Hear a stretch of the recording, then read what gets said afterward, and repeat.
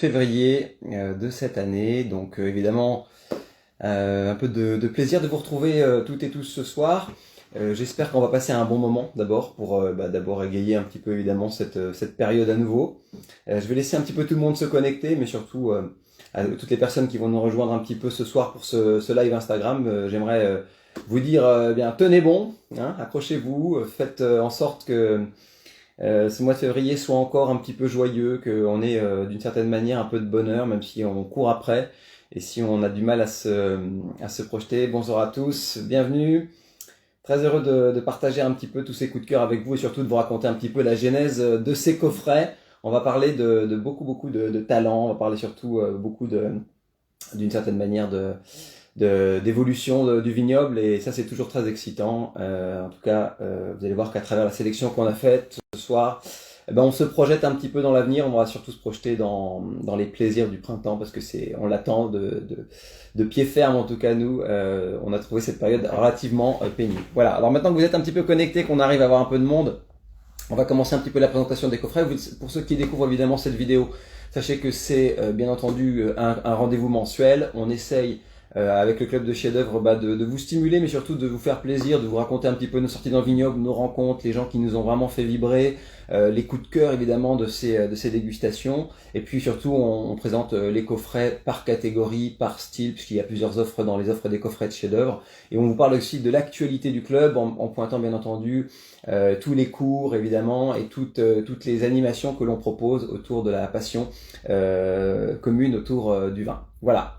Alors on commence par les coffrets bien sûr. On va surtout commencer par la genèse de chef-d'œuvre En route vers les étoiles. C'est le coffret 3 bouteilles. Les rapports prix plaisir d'un côté, les bouteilles de demi-garde de l'autre, la grande bouteille un peu plus prestigieuse après. C'est un peu la promesse tous les mois de ce coffret et surtout, je dirais d'une certaine manière, la genèse de chef-d'œuvre. On est vraiment dans ça. Donc là, évidemment, on s'est projeté avec ces 3 premières bouteilles que je vais présenter, ouvrir et surtout déguster avec vous ce soir ces rencontres, ces visites, ces domaines qu'on adore et pour lesquels on n'applaudit peut-être jamais assez. Et puis, on se projette bien sûr dans des moments de vie avec le printemps en ligne de mire. Donc 2 blancs, 1 rouge. Ce soir, c'est la promesse de En route vers les étoiles. Avec, pour commencer, un des premiers blancs, et qui est surtout une des très très belles visites de cette année. Sincèrement, les amis, là, on est revenus enchantés de notre visite à Sancerre chez Luc Prieur. Un magnifique domaine qui, sur le vignoble sancerrois, commence à frémir un petit peu comme ça. On sent bien que cette propriété est en train je trouve, de gagner en dimension. On a été donc visiter à Verdigny Luc et puis il nous a raconté un petit peu cette passation de pouvoir entre la famille qui a toujours été présente depuis de nombreuses générations sur l'appellation, mais surtout qui a je dirais, pris les rênes du domaine. C'est toujours très excitant de rencontrer les gens et écouter surtout les nouvelles générations s'inscrire comme ça dans la transmission, dans l'amélioration et surtout dans la vision. Chose que évidemment Luc Prieur a très très bien fait lors de notre passage avec Mathieu au domaine. Et donc on a évidemment adoré, on a surtout voulu vous prendre par la main et vous expliquer un petit peu pourquoi on a craqué dans la gamme, pourquoi est-ce qu'on a craqué sur cette cuvée Piochaud et surtout un petit peu comment travaille le domaine. Alors pour la petite anecdote, il faut savoir que maintenant peut-être que on pourrait résumer la vision de Luc Prieur par 2 choses. La première, c'est peut-être le slogan moins mais mieux, quoi. C'est-à-dire qu'on va faire plus attention, on va passer de plus en plus organique à la viticulture, on va faire de plus en plus de choix qui améliorent évidemment la qualité. C'est aussi peut-être la deuxième vision très importante, c'est l'idée que sur les grands vins de ces appellations comme Sancerre, on pourrait débattre très longtemps sur ça, mais l'idée d'avoir sur des vins de terroir un delta de garde en cave, une mise sur le marché un peu plus tardive, ça c'est peut-être quelque chose qu'il faudrait d'une certaine manière encourager sur toutes les parcellaires, sur les belles cuvées et autres. On a toujours un petit peu tendance à Sancerre ou à Chablis de se précipiter un petit peu. Quand on voit par exemple en janvier des vins du millésime déjà sortir à Sancerre, moi ça m'ébouriffe, ça me fait presque mal parce que je me dis mais on n'est même pas au début du quart du début du commencement d'expression du vin. Donc voilà, l'appellation Sancerre a toujours je dirais ce petit défaut de vendre trop tôt, ce qui n'est pas du tout le cas et la vision de Luc qui veut lui vraiment garder un peu plus les vins en cave et les mettre évidemment au début de leur épanouissement. Alors il y a des élevages plus longs pour ça, il y a aussi des temps en bouteille avant commercialisation qui permettent d'atteindre évidemment ce delta et cette mise sur le marché des flacons quand ils commencent à chanter un petit peu. Donc vous voyez là, c'est un Sancerre 2018 et Piochaud, donc c'est une des parcellaires de la propriété qui elle s'appuie sur des terroirs de silex. Mais sachez qu'ils sont très connus également pour avoir deux très belles parcelles dans les Monts d'Année, donc sur les deux communes, sur Chavignol et Verdigny. Et donc une des magnifiques cuvées de la gamme du domaine, c'est bien entendu les Monts d'Année. Mais dans la dégustation comparative de tout ça, nous on a eu vraiment un plaisir absolument fou avec cette cuvée. Qui connaît, sachez-le, qui est fermenté dans des grands contenants en bois, surtout des 500 litres, des 600 litres de mémoire comme ça. Et ça fait partie des vins qui, voilà, on a goûté 2019, on a goûté 2018, on a goûté 2017, et il y avait une forme de régularité et surtout de plaisir vraiment magnifique dans cette cuvée, avec cette lame de fond minérale fabuleuse qui s'affranchit bien sûr de la richesse un petit peu sphérique du millésime 2018 sur le Sauvignon. Donc ça, c'était quelque chose qui était assez intéressant pour nous. On a beaucoup apprécié donc 19, 18, 17, même vous voyez 3 millésimes un petit peu chaud quand même, et 2020 le sera encore tout autant certainement sur l'appellation Sancerre. Donc c'était important pour nous de voir où est-ce qu'était une forme de régularité sur cette cuvée Piochaud, et d'une certaine manière si bien entendu les grands terroirs des Monts d'Année étaient dans la gamme extrêmement excitants pour les papilles, on était quand même aussi sur des vins de gastronomie différents, peut-être un petit peu moins appétants et peut-être aussi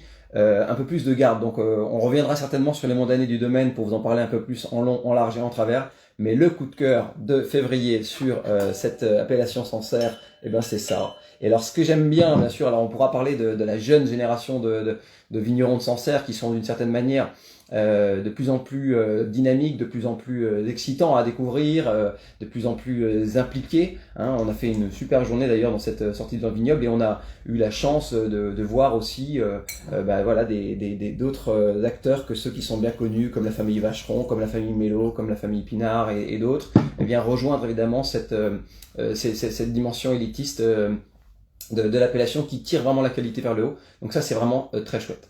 Alors, dans le verre, évidemment, cette cuvée Piochaud, vous allez pouvoir, pour ceux qui vont la découvrir avec moi, ceux qui l'ont reçue, ceux qui vont la déguster plus tard, découvrir évidemment la promesse du printemps, les premières fleurs, la dimension évidemment très printanière et florale du Sauvignon d'abord. Ça, c'est bien sûr le premier paysage que vous découvrirez sur cette dégustation de Sancerre. Ensuite, ce que j'aime bien moi dans cette cuvée, et c'est aussi pour ça qu'on l'a choisi, c'est que on sent bien qu'on a un millésime qui est assez mûr, mais on a surtout encore la véritable instance de silex frotté, de notes de pamplemousse, de choses comme ça, d'herbe infusée qui est très précieuse et qui va vraiment rafraîchir le spectre et la gamme aromatique. Donc on est d'une certaine manière on a j'ai l'impression que dans cette cuvée Piochaud, on a plus d'équilibre apporté par le sol que par simplement que par la maturité du raisin, et ça c'est quelque chose qui pour moi est extrêmement vibrant, en tout cas assez excitant pour les sens.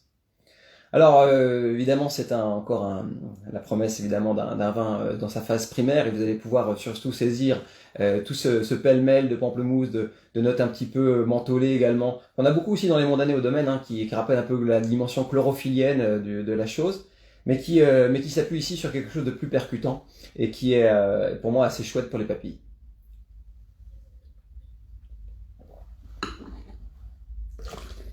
Alors je crache un peu parce qu'il y en a 8, donc je vais pas pouvoir tout ouvrir, mais ce que j'ai beaucoup apprécié, moi en tout cas, d'une certaine manière, c'est la dimension appétante, salivante, hyper comme ça, hyper racée, sans être citrique, donc c'est une acidité mûre, c'est quelque chose qui est à la fois très salivant, très sapide, et je me suis dit, mon Dieu, j'imagine même pas le premier apéro au printemps, quand on va sortir la table de jardin, quand on va sortir évidemment les apéros, les premiers chèvres, les derniers agrumes, enfin plein de choses très simples qui peuvent d'une certaine manière aller chercher un petit peu les papilles comme ça et percuter un petit peu les papilles. Donc j'ai trouvé que cette bouteille était pleine de rythme, pleine de saveur, qu'elle mettait aussi sous les projecteurs d'une certaine manière l'évolution stylistique un petit peu du domaine, et puis aussi sa progression, et on sait qu'on pourra compter sur Luc Prieur sur l'appellation Sancerre avec les années à venir, mais voilà, C'était bien entendu un coup de cœur gustatif et surtout la promesse de prendre un apéro très sympa autour de ce flacon. Sachez en tout cas au passage qu'il n'est pas simplement auteur de beaux Sancerre, il est surtout blanc, il fait aussi des jolis Sancerre rouges. Il y a un véritable travail engagé et une véritable réflexion sur les rouges qui sont, sachez-le, sur différentes cuvées, soit travaillées avec de la vendange entière, soit travaillées différemment, mais avec une forme de concentration et surtout une intention. On voit bien que derrière les jus, il y a beaucoup de saveurs. On a été relativement impressionnés, sincèrement. Et si quelques petits réglages encore pour nous sont nécessaires pour les choix d'élevage, etc., les rouges promettent quand même pas mal sur ça. C'est bien sûr quelque chose qu'on voit de plus en plus à Sancerre. Encore cette semaine, je redégustais par exemple les Sancerre blancs Damoclès et Burgade de Thibaut Denisot par exemple, et on voit bien aussi que là on va petit à petit d'une marche en avant, on progresse sur plein de choses qui rejoignent finalement toute cette offre de jolis rouges de Sancerre et qui sont de plus en plus savoureux. Donc on est vraiment en train de vivre quelque chose de chouette dans le Sancerrois. Le Pinot Noir a jamais été aussi glorieux qu'aujourd'hui et c'est intéressant bien sûr de le souligner. Alors voilà pour cette cuvée. Alors je vais m'en servir un petit verre quand même pour remettre vraiment les papilles au garde à vous. Il est quand même que 18h et il faut que tout ça soit évidemment de plus en plus expressif pour les sens. Mais voilà, c'est la promesse du printemps. Je vais le laisser évoluer. Il paraissera un petit peu, vous allez voir si vous l'aérez un peu et si vous avez cette bouteille à la maison, vous verrez qu'il deviendra presque un peu tropical aussi dans les instants, dans certaines nuances. Ça c'est un petit peu la signature de certains 18. Mais tout en étant un peu frais, hein. C'est un peu passion, mangue qui se dessine derrière. Donc quelque chose de très chouette. Moi je me suis bien régalé. Alors, deuxième blanc, et pas né moindre les amis, évidemment, on va parler, d'abord c'est d'un coup de bol incroyable. Hein. Attendez, j'allume la lumière, bougez pas. Là, vous avez reconnu, bon, je vous fais le dessin ou pas, non évidemment, vous n'aurez pas besoin de présentation très longue, puisqu'on va parler évidemment du brillant et d'un incroyable Vincent Dureuil à Rully, le gars qui est énervant tellement il fait briller tout ce qui touche. C'est un plaisir de pouvoir vous faire goûter cette cuvée dans un coffret. C'est quelque chose qui n'est pas forcément faisable chaque année parce que évidemment selon les caprices de la météo, la production, etc., les vins de Vincent et surtout la demande qui est archi dingue autour du domaine, c'est largement compréhensible quand on voit les rapports prix-plaisir proposés par ce domaine. Mais 2018 étant plus généreux, on a réussi comme ça à mettre un peu de Rully blanc du domaine dans un coffret et ça c'est une immense fierté. On n'aurait jamais imaginé pouvoir le faire avant. Et donc vous partagez avec vous évidemment le savoir-faire, vous allez voir, c'est d'une efficacité absolument incroyable. Vous montrez un petit peu que sur un Rully Village, on atteint déjà une telle complexité et surtout que l'on ait une telle griffe, une telle patte sur des appellations village à Rully, ça c'est vraiment excitant. Quand on aime la Bourgogne, quand on aime évidemment les grands terroirs bourguignons et qu'on aime s'en régaler sans forcément dépenser des fortunes, ça c'est vraiment quelque chose que vous devez connaître. C'est presque une faute de ne pas connaître Vincent Dureuil à Rully, qui bien sûr était un domaine familial. Alors c'était un domaine familial qui s'est transmis de génération en génération. Le père de Vincent avait déjà un petit peu étiré ce savoir-faire que Vincent a récupéré dans les années 90 et d'une certaine manière a étiré un petit peu en surface viticole. C'est une belle propriété maintenant qui rayonne sur quasiment sur plein de cadastres d'appellation Rully. Ils font ce qui est très fort au domaine Vincent Dureuil que je visite depuis 2001. Alors ça c'est quand même quelque chose que je voulais vous transmettre. C'est vrai que c'est un domaine que j'ai eu la chance. Non 2002 je pense ma première visite. C'est un domaine que j'avais été voir au tout début. C'était vraiment les premières fois où il commençait vraiment à se distinguer. J'avais dit, je me rappelle à Marco Pelletier qui travaille avec moi au Taïwan, oh là là, on a quelle pépite, quel trésor, voilà ce qu'on vient de trouver. Alors aujourd'hui évidemment 20 ans plus tard, 18 ans plus tard, 20 ans plus tard, c'est une star, mais c'est un vrai plaisir de parler des vins de Vincent qui est à la fois généreux, incroyable. Il faut aller voir ce domaine, il faut voir la visite au caveau, vous goûtez toutes les parcelles. C'est complètement dingue. D'ailleurs, la gamme donne le vertige. Et ce qui est très énervant, c'est qu'il fait aussi bien les blancs que les rouges. Et ça, c'est quelque chose qui est assez rare également en Bourgogne. Il y a des gens qui sont très très doués pour les blancs, un peu moins pour les rouges. Lui, il n'y a pas une bouteille en dehors de la cible. Alors évidemment, tout ça naît dans l'histoire du domaine d'un héritage fabuleux. Beaucoup de vieilles vignes au domaine, sachez-le, surtout sur certaines parcellaires.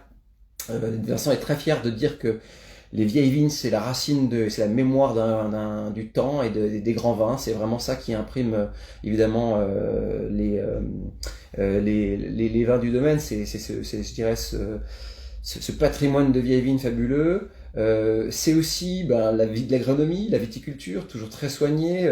Vincent a toujours été évidemment extrêmement proche je dirais, du matériel végétal et surtout de l'écologie. Donc il a été évidemment aux petits soins, même si évidemment il y a des millésimes extrêmement challengeants comme la pluie de 2016 par exemple, qui au moment force aussi un petit peu les gens à réagir, à pas être complètement omnubilés par un label ou etc. Donc Vincent, faire du bio, c'est quasiment une nature pour lui, mais évidemment il fait pas n'importe quoi non plus quand on risque de perdre certaines choses. Donc voilà, sachez que c'est quelqu'un qui évidemment met les petits pas dans les grands, qui ne triche jamais. Et je pense que c'est aussi une des vertus qu'on peut lui prêter, c'est cette extrême transparence, cette extrême clarté dans le message, d'avoir dans la lecture des vins, dans la lecture des crus, mais aussi dans la sincérité du geste. Et ça, c'est quelque chose qui est vraiment merveilleux au domaine. Alors là, on a une cuvée d'assemblage, c'est plusieurs parcelles, mais sachez qu'il y a donc dans l'offre du domaine vraiment des vrais trésors. Vous pourrez trouver par exemple dans les cases à cocher pour ceux qui aiment les Grésini. Il y a une toute petite parcelle de Grésini qui fait évidemment aussi écho à celle de la famille Jackson qui est un autre bon domaine de Rully. Vous avez les Mécados, donc là c'est très très belle, je dirais c'est un petit peu dans le patrimoine de la famille et surtout vraiment il y a Mécado et Mécado Vieille Vigne. Maintenant il y a deux cuvées mais qui sont évidemment toutes aussi belles les unes que les autres, avec évidemment des potentiels de garde différents et surtout des textures un peu différentes selon l'âge des vignes, mais c'est ces deux magnifiques parcelles. Mais après vous avez aussi d'autres terroirs, alors ça dépend de ce que vous aimez. Vous trouverez forcément ce que vous aimez chez Vincent Dureuil, parce que d'abord tout est bon, de la ligotée tout simple hein, qui est fermentée en fût, etc., le lieu indigène avec etc., en passant par les simples villages qu'on va déguster tout de suite, mais aussi au travers de plein d'autres choses. Donc même le petit Bourgogne rouge très simple. Sachez qu'il y a des petits Bourgognes blancs qui sont faits sur Puligny, il y a des petits Bourgognes rouges qui une partie est faite sur Nuit Saint-Georges. Voilà, il y a du plaisir partout et à tous les étages, ce dans les deux couleurs. Donc ça c'est vraiment merveilleux. En tout cas moi je vous conseille aussi, si vous aimez les vins un peu tranchants, un peu plus minéraux, plus chablisiens, plus sapides dans l'esprit, allez chercher par exemple la parcelle des Chênes qui est dans un vallon un peu plus froid en haut de coteau. Ça c'est vraiment merveilleux dans la gamme de Vincent Dureuil. Et si vous préférez un petit peu plus le confort ou la richesse, donc vous pourrez acheter des Rully Mézières ou par exemple des Margotet qui sont toujours des magnifiques compromis de texture, de sapidité, de fraîcheur. Voilà, vous aurez d'une certaine manière toujours l'embarras du choix au domaine et vous ne saurez jamais quoi acheter à la fin car vous aimerez tout. C'est la promesse du domaine Vincent Dureuil. Alors en termes de style, Vincent, évidemment on ne fait que récolter ce fruit merveilleux que ces terroirs de Rully offrent, et aussi le fruit de son travail, de son travail d'éleveur. C'est vraiment peut-être une des choses qui a peut-être le plus encore progressé au domaine Vincent Dureuil, c'est la constance au niveau des choix d'élevage, c'est la constance au niveau des équilibres entre le boisé et la matière. Voilà, aujourd'hui il travaille essentiellement avec la tonnerie Chassin qui est, comme vous le savez, située à Rully, juste à côté de la route en sortant de Rully là, en direction de Chagny. Et Stéphane Chassin, ça fonctionne très très bien au domaine Vincent Dureuil, ce qui ne veut pas dire que ça marche sur tous les domaines, mais d'une certaine manière chez Vincent Dureuil, ça marche à tous les coups. Et c'est ça qui est vraiment d'une certaine manière admirable. Alors vous aurez toujours un petit peu les mêmes spectres aromatiques sur les bouquets des vins extrêmement jeunes, mais après vous avez des curseurs en fonction de l'âge de la vigne, de la maturité, etc., qui peuvent bouger ici. C'est surtout un sentiment de texture et de sapidité, de minéralité différente qui bouge. Voilà, donc dans ce verre, bien sûr c'est... Oh là là, qu'est-ce que ça sent bon ça. Là, c'est retour à la maison en TGV, hein, je vous assure. Je suis de la côte chalonnaise, hein, c'est pour ça je n'ai aucune objectivité en parlant des vins de Vincent Dureuil. Sachez en tout cas que si vous avez des questions ce soir, posez-les toutes comme ça, je tâcherai d'y répondre après. Alors, la promesse dans ce verre, évidemment, c'est déjà cette petite empire aromatique très un peu fumée, un peu torréfiée, châtaigne, apportée par les fûts, hein, qui est bien sûr la promesse, cette je dirais cette petite touche gourmande qui tire un peu sur le maïs grillé, qui tire un peu sur la voilà cette dimension un peu popcorn qui est à la fois un mélange de réduction très fine sur lit, mais aussi ces petites instances très très légères. Il faut savoir que le domaine utilise un peu de fût neuf, mais c'est pas énorme dans la proportion sur ces cuvées notamment. Et puis surtout, ce que j'aime moi, c'est le fondu des saveurs, c'est-à-dire que derrière vous passez par la poire, un poil d'agrumes. Je te réponds tout de suite sur le Mikado 2016. En tout cas, je finis la dégustation, puis après je te réponds. Euh, Est-ce que derrière tout ça, on a, oui, on a bien sûr toute la promesse des beaux chardonnays. Alors, on n'a pas encore les instances minérales qu'on a sur les très très beaux crus de Rully sur ce spectre aromatique du bouquet. Bien sûr, tout ça est sous couvert d'une maturité un petit peu généreuse sur 2018, mais surtout d'un corps de cet élevage qui est un tout petit peu sur le devant dans la lecture actuelle du produit.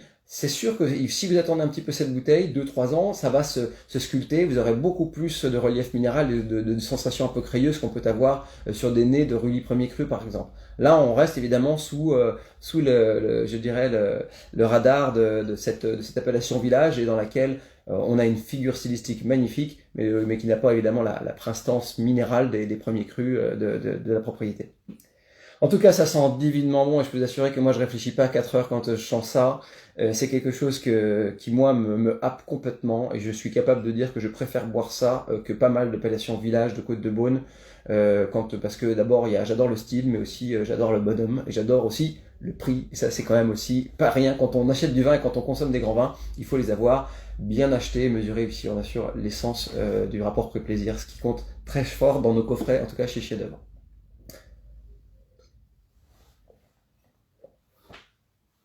Regardez-moi ce tonus. Regardez-moi cette bouche vibrante comme ça. Vous vous dites jamais que c'est un millésime chaud là-dedans. Vous dites jamais que c'est un millésime chaud. D'abord, Rully a toujours fait des vins avec des pH assez bas et surtout des acidités marquantes, etc. Mais là, c'est tonique et à la fois sapide, frais. On a envie d'en boire, c'est appétant, c'est gastronomique à la fois. Moi, quand je goûte ce vin, la première remarque que je me suis fait quand on a goûté les 2018 au domaine avec Vincent, je me suis dit, je pense que même s'il me le servait à 20 degrés, le vin serait très grand et très équilibré. C'est ça qui est magique aussi dans les vins du domaine, c'est que moi j'observe ça, même si vous le laissez réchauffer dans votre verre, vous avez au-delà du confort et surtout de la richesse aromatique proposée, vous avez toujours le sentiment que quelque chose est équilibré. Et ça c'est le salut des grands vins. Hein. Vous pouvez dire ce que vous voulez, un très très grand terroir de Bourgogne, bien né, même à 22 degrés dans votre verre en fin de soirée, il est incroyable. Et ben, moi je trouve que ça c'est vraiment un exploit, et ce, dès le premier plaisir de la gamme chez Vincent Dureuil. Donc c'est aussi ça qui est très, d'une certaine manière, très chouette et très excitant hein, quand on connaît cette propriété. En tout cas, voilà, c'est aussi un beau vin de texture, avec une belle allonge gustative, on n'est pas dans l'incroyable persistance des Mikado vieille vigne et des belles parcelles, etc. Mais en même temps, on boxe pas dans la même catégorie, donc il faut pas non plus comparer n'importe quoi. Mais voilà, ça, on voulait absolument illustrer le savoir-faire, la maîtrise et surtout la chance qu'on en a chez Chef d'œuvre de bien connaître Vincent qui nous a fait confiance pour et Céline qui nous ont fait confiance pour ces coffrets, mais que je remercie au passage d'ailleurs, mais qui surtout est peut-être une porte d'entrée en tout cas hein, pour vous, pour découvrir évidemment tous les trésors de cette propriété, qui sachez-le, ne fait que progresser et monter chaque année le niveau de jeu, et ce sur toutes les cuvées. Voilà. Donc même si vous avez des petits budgets, sachez que les aligotés ou même les bourgognes blancs sont très abordables. Donc ne vous privez pas, surtout pas, avec les vins du domaine. Cheers Vincent. Troisième plaisir de notre coffret, pour présenter donc notre coffret En route vers les étoiles. On voulait vous emmener dans le Roussillon, évidemment, présenter le travail de Marjorie et Stéphane Gallet, qui sont bien entendu des viticulteurs que l'on suit depuis pas mal d'années et qui sont bien entendu incontournables dans l'offre du Languedoc-Roussillon aujourd'hui. J'aimerais vous raconter une petite anecdote assez personnelle sur évidemment la propriété que j'avais eu la chance de visiter en 2007, puisque je préparais la finale du concours de meilleur sommelier de France qui avait lieu à Perpignan, et j'étais passé l'été d'avant, ça devait être en 2007, oui je crois, 2007 ou peut-être début 2008, et j'étais allé au domaine, et cette propriété, je me rappelle être rentré c'était dans un petit village des Côtes-du-Roussillon village, où j'étais rentré dans une petite cuverie. ou qui était globalement un grand garage, quoi, avec absolument rien, 7-8 fûts alignés, des cuves béton, on était vraiment dans son jeu, c'était les débuts de Marjorie Gallet, et c'était son frère, son mari travaillait, je crois, au Massamiel à l'époque, et donc d'une certaine manière, c'était en mode pépinière, start-up, il y avait pas grand-chose d'établi sur sur cette propriété, mais il y avait déjà peut-être un ressenti, une quête, un respect, un profond des vieilles vignes, etc., etc. Et puis petit à petit, le domaine s'est forgé un style qui a été très apprécié par la restauration, qui a été très apprécié par les sommeliers qui aiment les vins fins, un style qui a été aussi décrié parce que peut-être manquant d'une certaine manière de puissance et de charnu dans les vins. Alors ça, c'est un peu, il faut toujours qu'il y ait des gens aussi qui fassent un peu bouger les lignes. Moi, j'aime dire que dans une appellation, il n'y a pas qu'un style, mais il y en a plein, et c'est surtout très important de souligner la différence stylistique dans une même appellation, parce que sinon on s'ennuierait. Hein, quand on parle à Saumur d'Antoine Sanzet, du Clos Rougeard ou de Thierry Germain ou j'en sais rien, le Maître d'Éclosie aujourd'hui, on a quatre styles un peu différents en fonction des cuvées, etc. Heureusement que c'est pas tout le temps pareil. Et moi j'aime cette idée que certains se distinguent dans leur patte, dans leur style, dans leur savoir-faire. Donc au domaine, on privilégie bien sûr des maturités jamais trop intenses. On est aussi sur le fil de la fraîcheur sur certains choix, sur les blancs notamment, qui sont extrêmement sapides, taillés vraiment au rasoir. Des fois, on est vraiment sur des pH très très bas. Bien sûr, c'est des schistes, mais surtout derrière, on a affaire à des choix de vendange qui accompagnent évidemment ce rythme, cette fraîcheur naturelle dans les raisins. Et que l'on aime aussi ce style-là dans les rouges ou pas, personne n'a raison. De toute manière, ceux qui vous disent qu'ils ont raison sur un vin, ne les écoutez pas, parce que la seule personne qui a raison à la fin, c'est vous. Voilà. Et donc, moi, je vous invite à réfléchir à cette petite introduction philosophique pour vous pencher sur cette cuvée Les Reliefs 2018 de Marjorie et Stéphane Gallet. Alors, évidemment, le millésime 2018, vous le savez, c'est l'inverse dans le sud. De ce que l'on a connu dans le nord, c'est-à-dire il y avait un peu de chair, un peu de raisin, mais on n'en a jamais trop évidemment on n'en a jamais trop d'une certaine manière dans les vins qu'est-ce que je disais? Oui, on n'a jamais trop de richesse dans certains secteurs. Là, on avait d'une certaine manière la combinaison d'un terroir solaire et d'un climat relativement froid. 2018, c'était une année relativement pluvieuse, pression fongique, moins de structure. Regardez un petit peu tout le bassin méditerranéen, Bandol, regardez un petit peu le Languedoc, les équilibres des Languedoc 2018, regardez un petit peu Châteauneuf 2018, qui rappelle un peu 2014, un petit peu dans ce spectre-là, voilà. Mais il est un peu plus froid, ou 2016 sur certains équilibres. Bon, c'est plutôt des équilibres un peu plus frais que ce qu'on a toujours eu dans des millésimes plus écrasants, plus athlétiques. Je pense à 18, à 17 par exemple, qui est beaucoup plus dense et concentré. Voilà, moi ce que j'aime en tout cas en tant que passionné de vin, surtout pour quelqu'un qui boit du vin en dehors de ce que l'on peut marier avec, de ce que l'on peut se projeter, etc. C'est aussi l'élégance, le style, la grâce, la dimension tactile, subtile. C'est quelque chose qui, bien sûr, dans la dégustation pour ce qu'elle est, des fois il y a beaucoup de gens qui boivent du vin pour ce qu'il est, eh bien est important. Et donc moi je salue évidemment dans cette cuvée à la fois l'équilibre et surtout la fraîcheur réunie, tout en gardant un petit peu les codes de la maturité. Alors c'est des vieux Carignan, hein, les parcelles entre 60 et 100 ans sur cette cuvée. Et moi ce que j'ai beaucoup aimé évidemment quand j'ai goûté les 2018 de Marjorie Gallet, c'était à l'époque au début de leur commercialisation. Donc là la bouteille a bien évolué, elle s'est bien fondue, ce qui veut dire qu'il faut là aussi encore un peu laisser le temps au temps, hein, laisser un peu les choses faire. Eh bien c'est le fruit mûr mais sans compote, c'est l'élevage mais sans dimension boisée, c'est la maîtrise d'une certaine manière.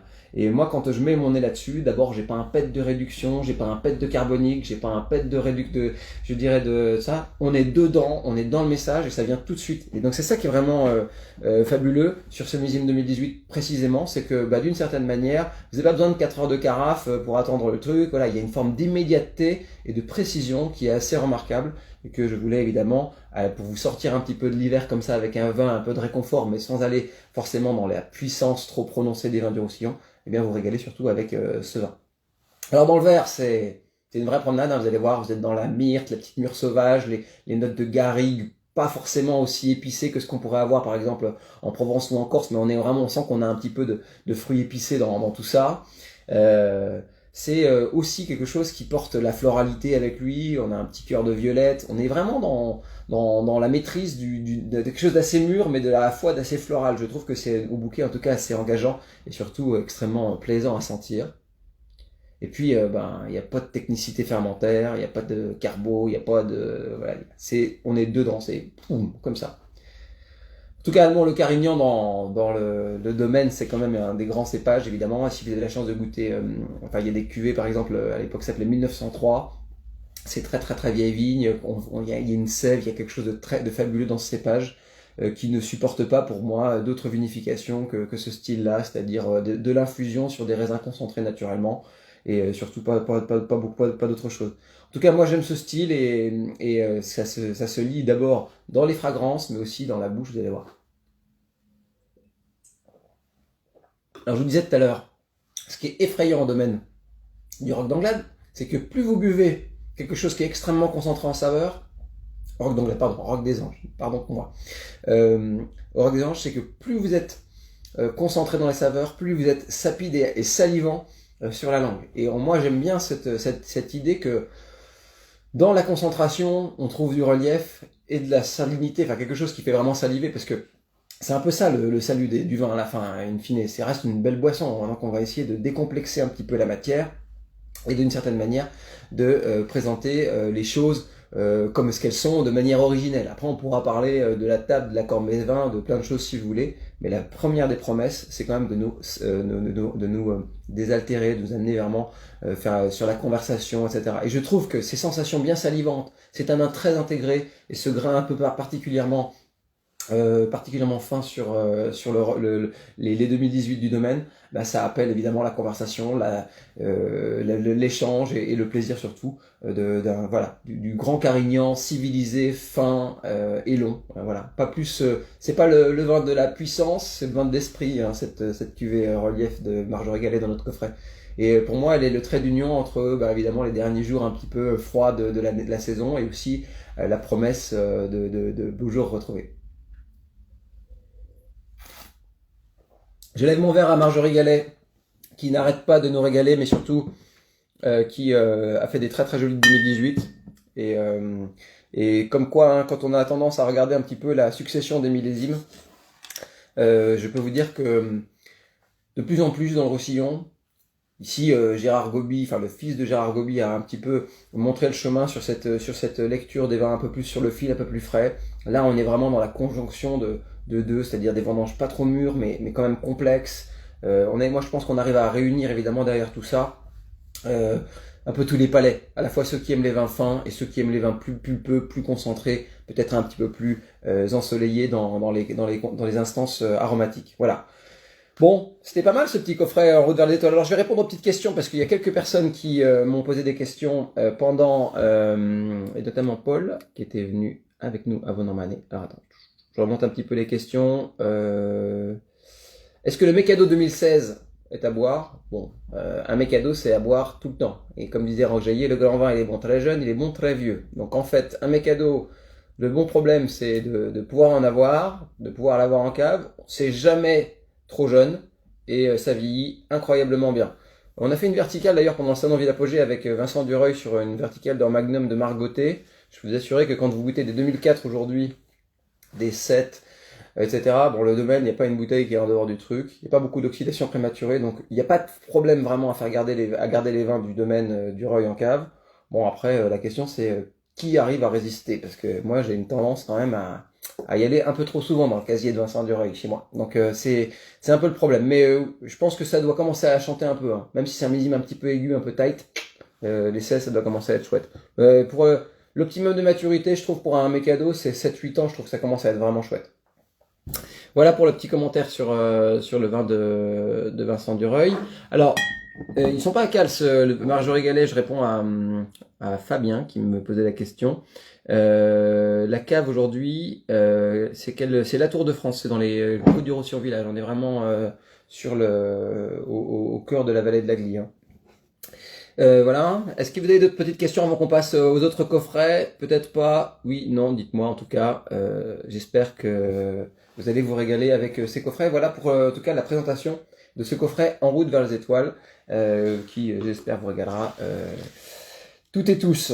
En tout cas, pour la suite, on a prévu évidemment le coffret découverte. Alors, je vous ramène dans le Roussillon, enfin dans le Roussillon, dans le Languedoc, et surtout pour vous faire découvrir le travail de Julien Zernotte au pas de l'escalette avec Delphine qui nous ont vraiment régalé avec les 2019. Vous savez que 2019, on en a parlé plein de fois, on a déjà dit dans plein de vidéos chefs-d'œuvre, dans des j'aime j'achète et dans plein de choses. 2019 dans le sud, les amis, sur les blancs, c'est ouf, j'adore. Les rosés sont déments, et pourtant je suis pas un rosé lovers. Les vermentinos sont à pleurer. Les grands, tous les grands blancs du sud sont magnifiques. Franchement, on a goûté la semaine dernière les belles et blancs du Clos Saint-Vincent 2019, on était pliés en deux. Franchement, c'était magnifique. Moi, je suis dingue de ce millésime, enfin d'abord dans l'Hexagone en général, mais surtout parce que c'est suffisamment rare pour le souligner dans le sud. Et ça, c'est quelque chose qu'il faut évidemment intégrer, surtout quand on cherche des plaisirs ailleurs.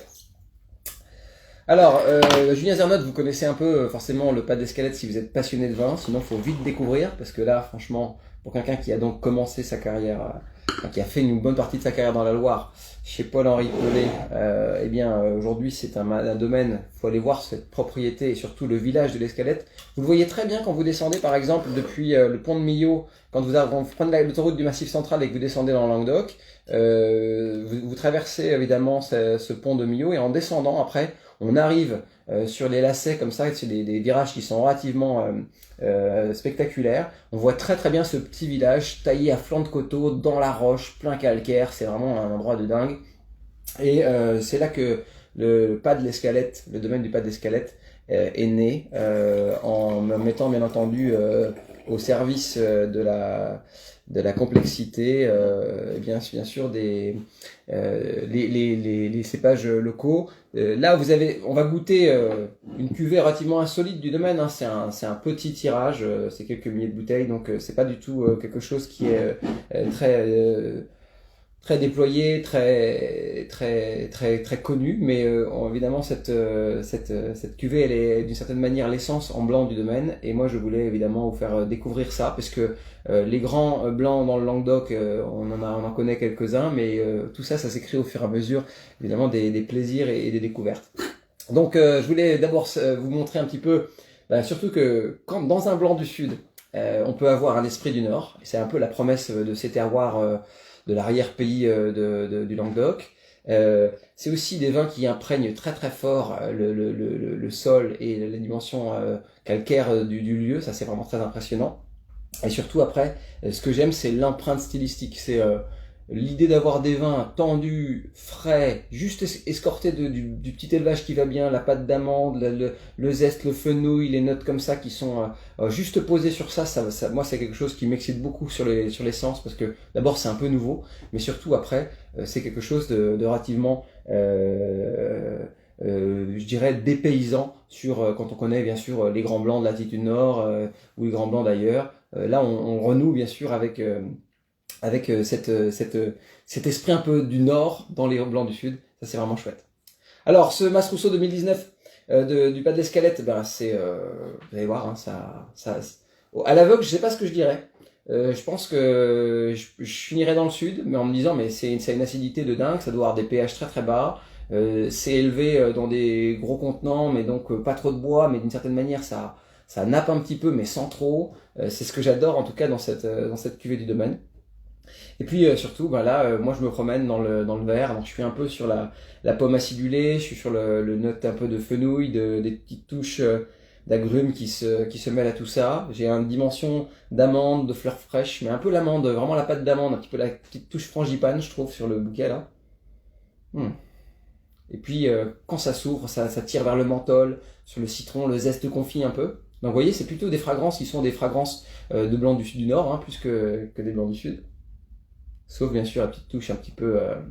Alors on a encore un tout petit peu fermentaire, on pardonnera presque évidemment le péché de jeunesse de cette cuvée. mais je sais en tout cas qu'elle va se minéraliser et que d'une certaine manière ça va devenir complètement fou avec l'évolution. Alors si vous avez peut-être un petit peu de recul sur les cépages locaux, je pense au Carignan blanc, je pense à tous ces blancs du sud qui des fois sont un peu comme ça sur le fil. Il y a certains macabeux aussi qui peuvent vieillir pas mal et tout ça. Moi je trouve que quand ça se minéralise, quand ça tire sur la peau d'agrumes, le citron confit, des choses comme ça devient complètement fou dans le verre. Et j'aime bien l'idée que ces vins soient pas simplement des vins d'instantanéité, de chair, de charnel, etc.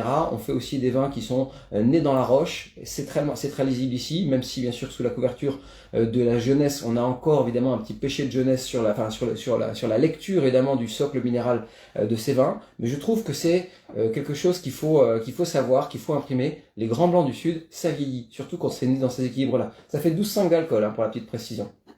Voilà, donc vous allez pouvoir à la maison retrouver évidemment cette cuvée dans vos coffrets découvertes pour illustrer un petit peu le savoir-faire du domaine. Alors sachez qu'au domaine on a d'autres cuvées, pas d'escalette blanc, il y a des cuvées aussi qui sont en rouge assez remarquables. Moi je pense que vous trouverez d'une certaine manière une forme de constance dans la gamme sur des vendanges jamais trop solaires, sur des vins qui ont une vraie identité. Il y a plusieurs cuvées en rouge et là je vous laisserai bien sûr découvrir un petit peu la gamme du domaine, mais il y a vraiment chaque année d'une certaine manière une marche qui monte. Le domaine plante des vignes, et écrit des nouvelles histoires, affine un petit peu les traits de ce qui existait déjà. C'est quelqu'un qui est très dynamique et qui bien sûr est applaudi pour ça. Moi, Julien Zernotte, c'est pas quelqu'un qui a commencé hier et tous ses potes vignerons, les meilleurs souvent, disent que bien sûr il est en train d'écrire une partie de l'histoire du Languedoc-Roussillon. Donc ça c'est vraiment important à souligner et à saluer. Voilà, donc voilà pour le choix de ces premiers vins de ce coffret découverte. J'espère que les personnes qui découvriront cette bouteille seront d'une certaine manière charmées, que ça rapportera au moins le soleil que l'on ne peut pas aller chercher ailleurs que dans le verre en ce moment. Parlons un petit peu de la suite. Moi les amis, je vous emmène à Cahors et moi je voulais vous faire goûter un concentré de plaisir, de l'instantanéité, surtout du fruit et encore du fruit. C'est quelque chose qui est quelque chose parce que c'est presque impossible à réfléchir comme ça quand on y pense, mais à Cahors, on a toujours cette image du Malbec un petit peu ferme, un peu structuré, etc.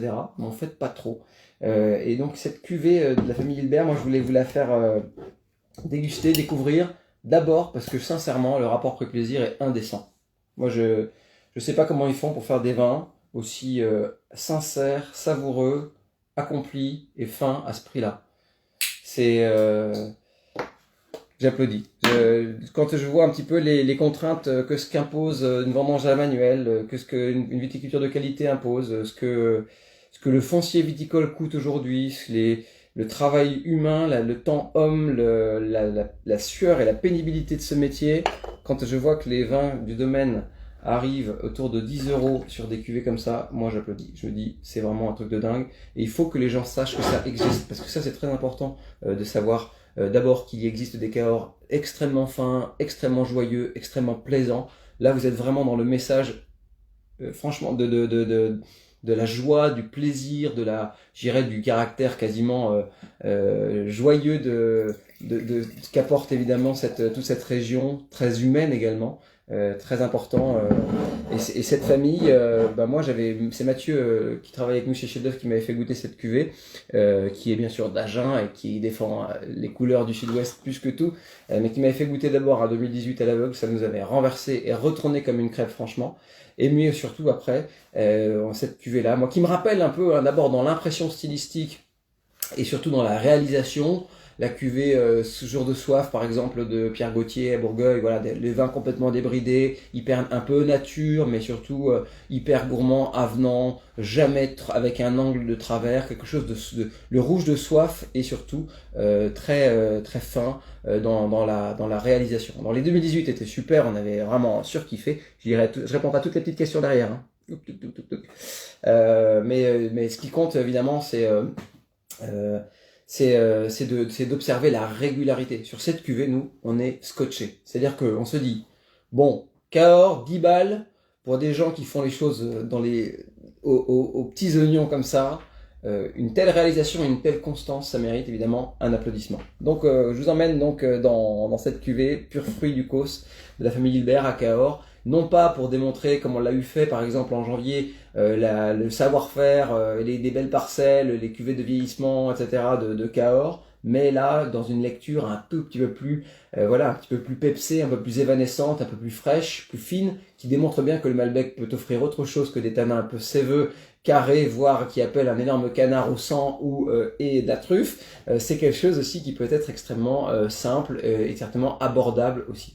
Alors là, on va goûter 2019, évidemment, avec un équilibre à 12,5 d'alcool, et surtout, vous allez voir sur un panier de renversant de plaisir, qui moi je suis vraiment quand je mets le nez là-dessus, je suis dans la petite marmelade de myrtille, on plonge vraiment dans cet univers, la gelée de myrtille, qui est à la fois, vous savez, sucrée et à la fois acidulée et percutante, elle est à la fois réconfortante et à la fois elle est éveillante, parce que d'une certaine manière, quand on met le nez dessus, on se dit mais oh, ça sent, voilà, et c'est surtout hyper précis. Alors, vous savez, il y a un truc moi qui me donne un petit peu voilà, dans les vins, dans les domaines qui travaillent de manière un peu nature comme ça, il y a des petits curseurs des fois qui, pour moi, sur la précision du fruit, sont quand même assez.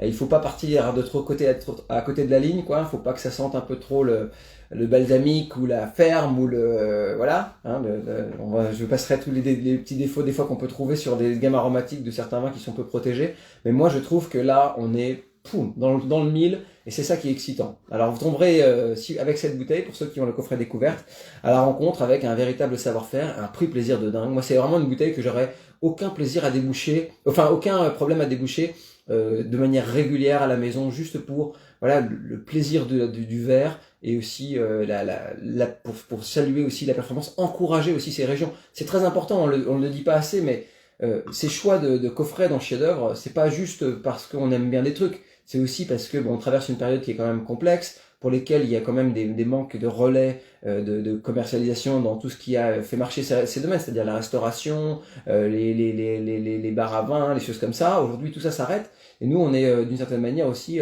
là pour dire tout ça, ça existe, il faut connaître, il faut goûter, il faut surtout apprécier pour ce que c'est. Ça, c'est très important. Donc voilà, c'est un petit clin d'œil, en tout cas à la famille, à cette famille qui nous régale, mais surtout à ces rapports de plaisir que tout le monde, d'une certaine manière, devrait connaître, applaudir et surtout déguster. Alors voilà, là on est bien sûr, je vous disais, on va revenir sur le vin. On part bien sûr de cette dimension un petit peu gelée de myrtille, etc. On passe un peu par le noyau, il y a des petites instances de cerise qui collent à tout ça. Vous noterez sur ceux qui découvrent la cuvée que ça sent aussi, vous savez, la petite tarte. Moi, ça me rappelle vraiment la tarte de montagne quand on va, par exemple, en février. C'est un peu aussi ça qui m'a fait penser à cette saison pour ce vin. C'est quand on va au ski et qu'on mange en Savoie ou autre, cette tarte aux myrtilles, là. Ce parfum très très dense, très noir, très sombre, un peu sur la violette également. C'est un peu ça. Et c'est vraiment, tout ça, c'est réuni à l'intérieur du verre, là, dans cette cuvée. Et puis en bouche, vous allez voir, c'est églou, églou, églou. D'abord, c'est ni trop ci, ni trop ça, ni trop ci, ni trop ça. Tout est d'une certaine manière, dans une phase de plaisir relativement croquante, instantanée. On a l'acidité juste qu'il faut, des tanins juste ce qu'il faut, mais jamais débordant. La pulpe qui les enrobe relativement bien. Et ce que j'aime bien dans ce millésime 2019, c'est que, contrairement à 2018, où on avait un petit peu, je dirais, l'enveloppe solaire de la chose, à Cahors, là, on a d'une certaine manière un peu plus de vérité, peut-être un peu plus de sapidité, de ce côté talc sur la langue, c'est cette petite sensation appétante, c'est plus excitant pour les papilles, c'est peut-être un petit peu plus aussi, je dirais, caractéristique de ce que l'on peut trouver sur le Malbec. Et moi j'aime bien cette fraîcheur bien salivante dans le Malbec, à condition bien sûr que les tanins qui sont derrière soient un peu civilisés, et voilà. Alors ce qui est admirable, hein, vous noterez, c'est d'avoir un vin aussi précis, aussi savoureux. C'est pas incroyablement long, mais c'est pas ce qu'on lui demande, c'est pas une cuvée Marguerite de Mathieu Cos par exemple, mais il faut simplement que les amateurs, les consommateurs sachent que tout ça, ça existe, et qu'à ce prix, ça soit quelque chose de relativement réconfortant, abordable, et surtout très sympa à découvrir. Voilà. Donc le coffret découverte, on vous avait pas menti les amis, c'est deux plaisirs, des rapports que plaisir de fou, mais c'est surtout aussi du savoir-faire, et puis des gens qui se font pas que dire qu'ils vont faire, des gens qui font. Ça c'est aussi assez chouette. Voilà, alors, petite transition bien sûr vers nos coffrets absolument rouges, parce que ceux qui aiment bien sûr que les rouges. Bah, vous retrouvez peut-être une des choses, alors je vais pas en reparler parce que je l'avais déjà faite ah si, je vais l'ouvrir quand même. Je vais vous faire goûter cette cuvée qui est pour moi une inspiration évidemment de finesse et surtout une démonstration que le vignoble des États-Unis autour du Pinot Noir est en train de faire des progrès assez fous. Surtout, pas des progrès, ils sont en train de changer de style. Alors les Européens, les Bourguignons, les amateurs de vin fin et long applaudiront bien sûr. Mais ceux qui veulent découvrir aussi sauront que on fait aussi même dans certains secteurs chauds du sud de la Californie, on peut faire des vins fins étirés et infusés. C'est un peu bien sûr ce que fait le domaine d'Eric Chino. Alors on l'avait fait découvrir dans un coffret de septembre dernier, j'avais présenté tout le domaine, etc. Mais je vais en reparler juste dans l'essence pour que des personnes qui nous accompagnent retrouvent un petit peu toutes ces saveurs. La promesse de cette bouteille, d'abord, c'est la dégustation à l'aveugle. Il faut vraiment faut goûter ça à l'aveugle pour le croire. Ça, c'est vraiment important. C'est ce qui m'est arrivé. C'était en juillet l'année dernière, dans une dégustation à l'aveugle chez Valade et Transandine, vous voyez, qui est un importateur du domaine. On s'entraînait avec 2-3 copains sommeliers. Et puis on a découvert, on a eu un cinceau de très très vieilles vignes. Ils ont des vignes centenaires là-bas, sachez-le. Mais aussi on a eu ce pinot à l'aveugle assez renversant. Et ça, j'ai trouvé ça très beau parce que c'est la promesse du Pinot vraiment alors, on est autant dans une empreinte stylistique que sur peut-être, je sais pas si on peut parler de terroir ou autre, mais là où le soleil, bien entendu, est écrasant, un peu chaud, etc., où on pense que tout est évidemment too much pour ce cépage subtil qui scie parfaitement au climat frais bourguignon, là, vous avez la démonstration inverse, c'est-à-dire qu'on peut faire des choses très infusées, très fines, très évanescentes, très diffuses de la puissance. Et ça, c'est quelque chose qui me plaît beaucoup. J'ai adoré dans la lecture de ce Pinot Noir cette petite fragrance de fraises écrasées. On est vraiment dans cette floralité de pivoine qui est presque la pivoine séchée comme ça, mais qui est surtout sans dimension empyromatique ambitieuse, qui est surtout sans dimension gênante ou stéréotypée d'un pinot technique globalement. Alors évidemment, c'est pas Vauban-Mané, mais franchement, il faut goûter ça les amis parce que ça fait partie des très très très belles cuvées. Et surtout après,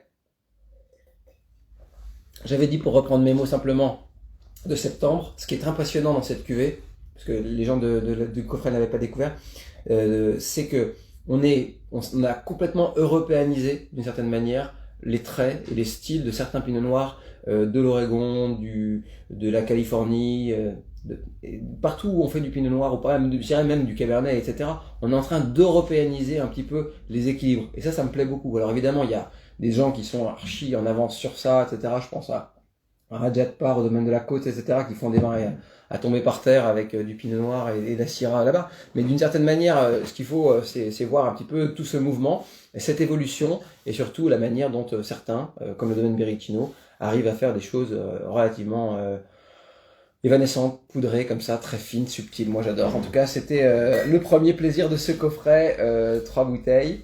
Il y avait aussi donc le Cahors que vous avez découvert juste avant. Et pour ceux qui vont évidemment nous suivre sur les coffrets à venir, ça les amis, watch out, watch out, watch out. C'est un des plus gros coups de cœur en Rhône Nord de la fin d'année dernière.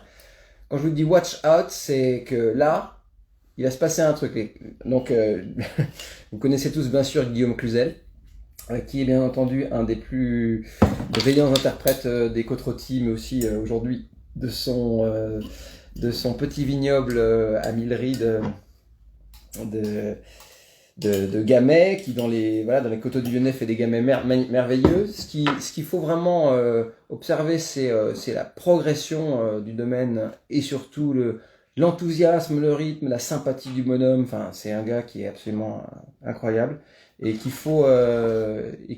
chaque année amène, je pense, le niveau de jeu du domaine Cluzel Rock ailleurs. Et donc il est passé chez Shadow en fin d'année dernière et il nous a présenté avec l'agent du domaine ce Côte du Rhône Les Vergers. Alors c'est pas n'importe quelle Côte du Rhône les copains, parce que ça s'appelle pas Les Vergers par hasard. Là vous êtes en plein milieu de la Côte Brune dans les côtes rôties et en fait ça s'appelait Les Vergers parce que le grand-père je crois que c'était le grand-père, ne voulait pas planter des vignes dans ces secteurs classables de côte-rôtie, ils ont préservé d'une certaine manière cet endroit, avant finalement de revenir aussi peut-être à ce qui est le plus valable. Les vergers c'est bien, mais les raisins aujourd'hui c'est mieux. Et bien sûr, tout ça est à mettre en phase avec peut-être une dimension économique à une époque, et surtout à la capacité aussi d'un domaine à savoir étendre comme ça son savoir-faire, planter des vignes c'est bien, mais après il faut s'en occuper, donc il faut aller tout ça doucement. Et là vous avez une sélection massale de Sérines qui sont très jeunes, mais qui sont vraiment superbes. Et donc dans ce vin, moi j'avais retrouvé plein de choses. Tous les codes aromatiques des belles syrahs sur la partie nord de la côte-rôtie, ces petites instances un peu fumées, ces petites nuances un petit peu mine de crayon, graphite, olive noire, truffée, mais pas encore à ce stade parce que c'est 2019, mais vous voyez, on avait ces codes-là. Et puis bien sûr la violette qui pousse derrière, etc. Et donc moi quand au bout de 3 tours de verre, j'ai dit oh là là mon dieu, mais c'est une super côte-rôtie. En fait pas du tout. C'est ces jeunes vignes. Alors évidemment, c'est valorisé comme une belle jeune vigne de côte-rôtie dans le positionnement tarifaire de la gamme, mais c'est quelque chose qui mérite évidemment un énorme coup de projecteur et qui veut bien dire que quel que soit l'âge des vignes, on a quand même d'une certaine manière déjà dans le savoir-faire de la personne, mais aussi dans les codes du lieu, quelque chose d'assez magique. Avoir fait ce choix de sérine et de matériel végétal de qualité encourage bien entendu à penser que dans 10 ans, dans 20 ans, dans 30 ans, on sera peut-être bien au-delà. Alors évidemment, tout ça doit prendre un petit peu forme pour que... Voilà. Mais c'est le premier millésime et on est très très content de vous expliquer un petit peu le pourquoi du comment, le début de l'histoire, et peut-être que dans quelques années, certains qui achèteront cette cuvée diront « Ah, ben oui, on nous en avait parlé. » Voilà. Alors, dans le verre, évidemment, c'est 2019. Bon, vous n'avez pas raté le truc, mais les syrahs sont superbes en 2019. Et elles sont, même si le millésime était un peu chaud, il y a quand même c'est un millésime qui, malgré la chaleur, était relativement tardif. C'est François Villard qui me disait ça au téléphone la semaine dernière. C'était d'une certaine manière, c'est tardif parmi les millésimes chauds. Mais bon, chacun verra un petit peu le curseur où il veut dans ses commentaires. Ce que j'aime moi beaucoup dans la résultante ici, c'est que bien sûr on a tous les codes, je vous le disais tout à l'heure, des grands vins du Rhône-Nord, ça c'est sûr. Mais surtout on est on tire vers le poivre de Sichuan, on est vraiment sur cette dimension poivre sauvage, très très sauvage et un peu épicé qui fait voyager je trouve dans le fond du verre. Et puis autour de ça il y a la violette et beaucoup de parfums. Le fruit est d'une certaine manière presque un détail dans cet univers-là, parce que le nez est vraiment dominé par ça. Mais si on creuse un peu derrière, on tombe bien sûr sur la cerise noire, sur plein de choses. Alors en bouche,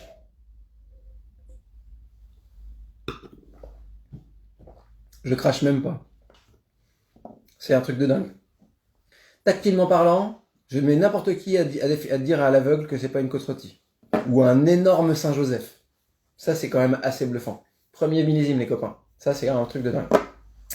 Alors voilà, on passe par bien sûr une attaque quand même relativement suave, avec un peu de nerf quand même, parce que cette partie de l'appellation, elle fait des vins un peu plus ciselés, on le sait, ça aiguise un peu plus l'essence. On n'est pas sur les gneiss et les granites du sud de l'appellation, là on est sur des bouches qui sont un peu plus aiguisées. Mais qu'est-ce que c'est salivant, qu'est-ce que c'est bon. Après, je pense que le calibre des tanins pourra gagner évidemment avec 2 ans de bouteille, mais surtout avec l'âge des vignes, on aura peut-être un tout petit peu plus de nerf et de structure avec le temps. Mais on voit bien en tout cas qu'on n'est pas né n'importe où, et c'est ça qui compte. Donc en fait, voilà, ça c'est Côtes-du-Rhône avec la petite cape dans le dos, qui arrive à toute vitesse dans l'offre évidemment des belles appellations de la vallée du Rhône septentrionale, et surtout aussi fait avec la sincérité, la vision, et surtout le savoir-faire de Guillaume Cluzel, qui est, vous le savez tous, un des grands auteurs de l'appellation.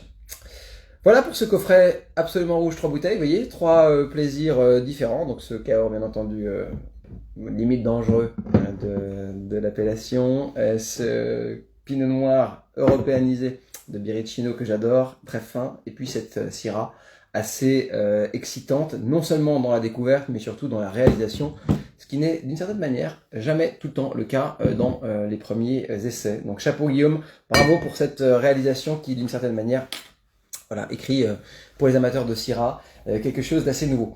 Alors je terminerai simplement évidemment le coffret, alors le coffret de chef-d'œuvre qui coiffe un petit peu tout ça, c'est le coffret Terroir de légende.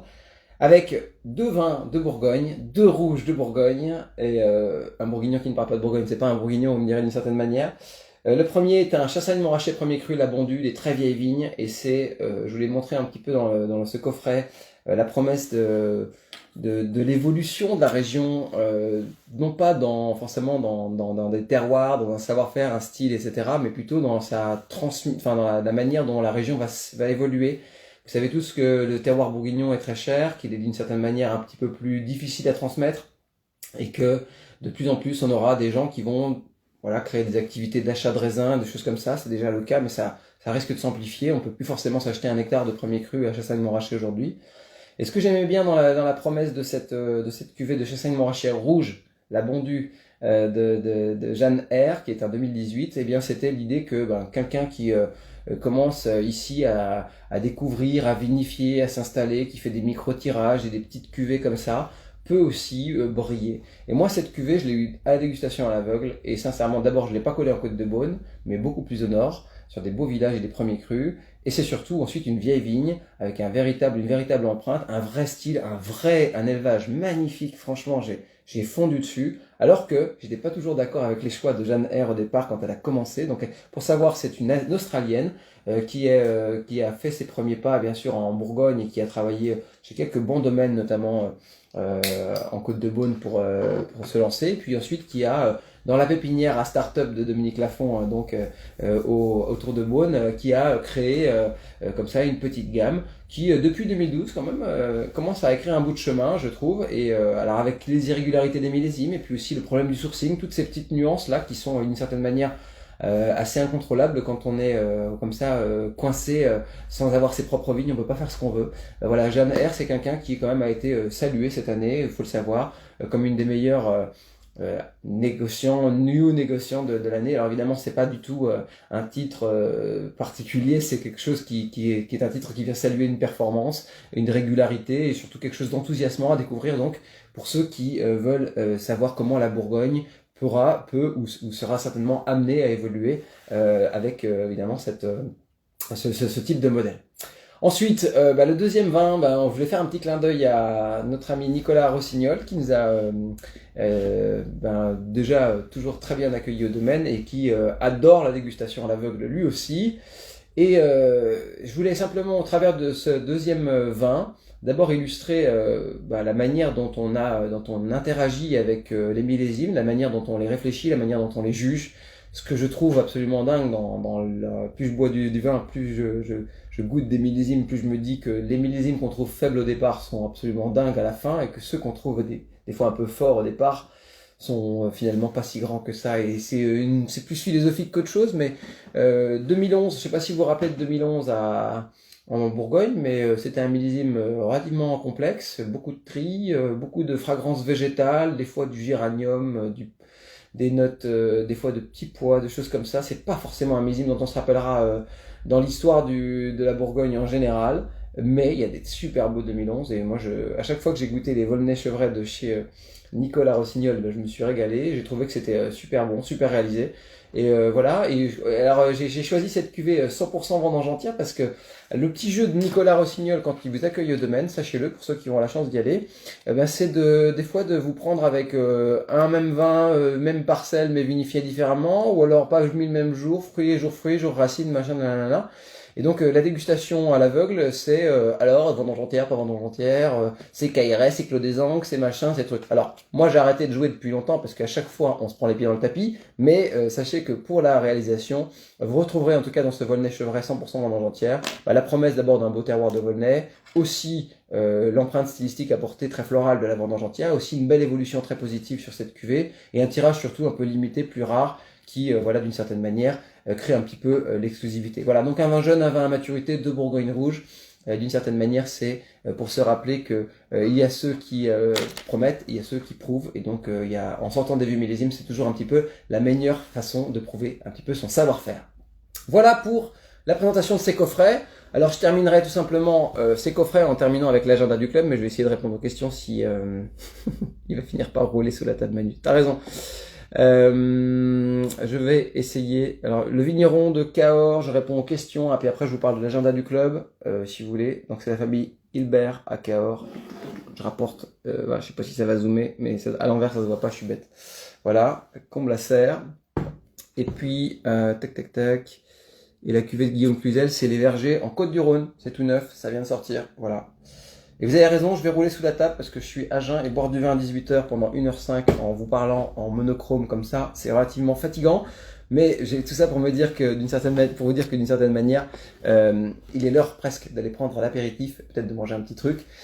Je profite de la transition pour vous dire qu'il y aura la semaine prochaine, le 23, une belle dégustation autour de l'Alsace. On va faire un cours digital qui va être très intéressant autour de l'Alsace. On va bien sûr représenter un petit peu l'Alsace dans son évolution. On va parler de l'Alsace du 21e siècle, mais on va surtout parler de l'avenir de l'Alsace, parce que ça c'est très important. On va essayer surtout de se poser des bonnes questions sur la viticulture, et bien sûr ce mouvement de la biodynamique qui est très fort en Alsace. Vous avez noté peut-être dans les derniers relevés que c'est une des régions qui est les plus dynamiques sur cette viticulture.